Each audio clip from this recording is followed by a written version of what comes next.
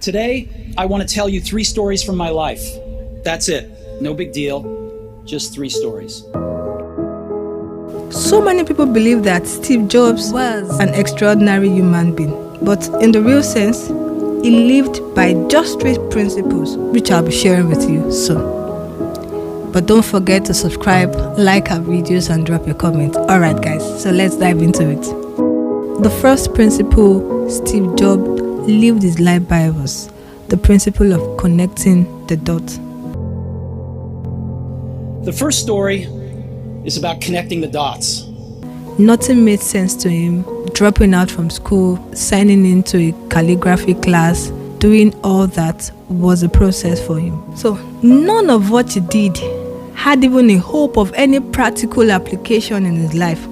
But 10 years later, when he was designing the first Macintosh computer, it all came back to him, and he designed it all in the Mac.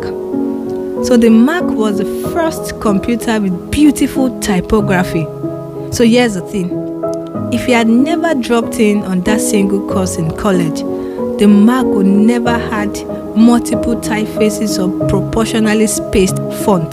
Connecting the dots for Steve Jobs was all about him dropping out, taking some stuff that he loved, which later turned out to be one of the priceless things in his life. So you might wonder how this long story has to do with connecting the dots. Just hang on there a little more. You see, sometimes in your life, you feel like, why on earth am I doing this? Why do I have to be here?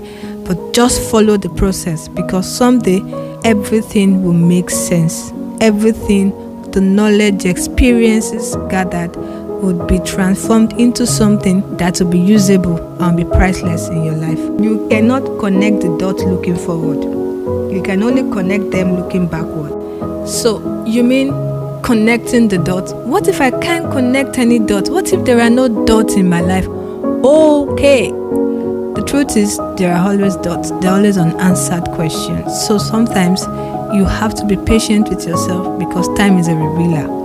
You know, all our actions, all our experiences are only covered by the sand of time. So with patience, they'll make more sense. You understand why you experienced that, and you'll be able to transfer the knowledge and the experiences you have acquired into your reality. The second principle is love and loss. My second story is about love and loss. Steve Jobs was lucky enough to have discovered what he loved to do with his life. But just around the corner, he lost what he loved to do when he got fired from the company he started.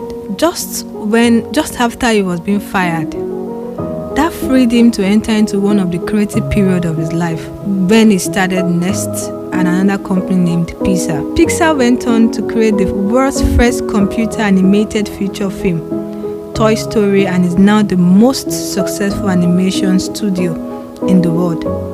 So this was a remarkable event in the life of Steve Jobs just after he lost everything. So sometimes moving on can be like an Herculean task, because you feel like you failed. But Steve Jobs failed forward. He learned from his mistake and didn't stay put. You mean to say love and loss? If I love a thing, why then should I lose it? You see, sometimes things do not come without deliberate effort. You cannot become a victor in a thing without going through a contention. You cannot become that which you want without a process. So sometimes life calls us out into a contention. You have to contend for what you want. You have to fight for it. Things don't come easy, you know. So you just have to fight for that which you believe. Sometimes that which will make a remarkable change and impact in your life will not come effortlessly. So that is when you have to fight for what you love, in case you might have lost it. So go back and pick it up. So the third principle Steve Jobs lived his life by was the principle of death. My third story is about death. When he was 17 years old, he stumbled on a quote that says, "Live each day of your life as if it were your last, because one day it certainly would be." So that quote made an impression on him, and it helped him, in not holding back on his greatest decision, on everything he wanted to do with his life. So he didn't allow external voices to overshadow his inner voice. So he followed his intuition. He made decisions based on thought of, if today was my last, what would I want to do? So I put it to you, if today was your last day on earth, what is it exactly would you want to do with your life? So keep making decisions that will define your purpose, that will define your passion, that will define your truth, and live your life based on your inner voice and not based on other people's perception. Because certainly one day your fears, your pride, and all of that will disappear at the face of death. So this was what made Steve Jobs successful, effective, and he made history eventually. You mean to say I should live my life with the realization of, what if today is my last? Why not? Because today is yours. You never can tell what will happen in the next minute. So why hold back on that which you want to do? Why can't you just do that good thing that would change your life? If you like what you've just heard and seen, do well to subscribe to our channel, like our videos, and drop your comments. Don't forget to tell me what you think about Steve Jobs. I'll be waiting to read it. See you in the next one.